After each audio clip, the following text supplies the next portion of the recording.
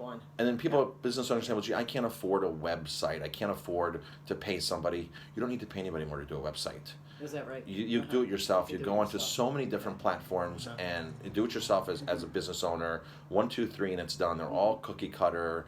Now, if you want people to see your website and you want to do some SEO work, search engine optimization, then I suggest that you actually do a little bit of research, watch some YouTube videos. If you want to pay somebody, you can. And if you pay somebody, chances are they're going to be able to do it a lot better than you. Yeah. And I know a tow Yeah. truck company. He's out of Orange County. Moved from Sullivan County to Orange County, and his SEO guy, I took a look at his work because he said, Marcus, take a look and make sure this guy's doing a good job.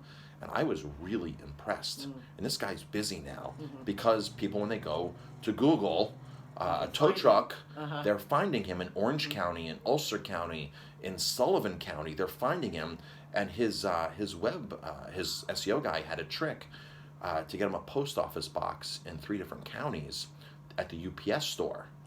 So we can get a Google verified Excellent. listing in all these different counties as having an address. And I was like, wow, that's a trick I didn't even know. Yeah, that's a good one. And he's busy doing his business is growing and growing and growing. And I'm watching him online. I'm like, wow, good for him.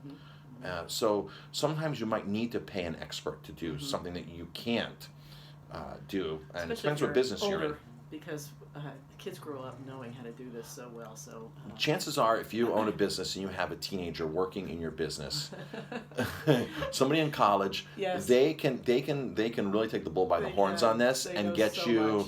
right. So I mean, I've had dishwashers before that are programming my website because that's what they're doing in school here. That's right. You know, but they're just washing dishes because that's what they're doing part time. But Right. they have many more capabilities, skills, which is part of empowering your staff.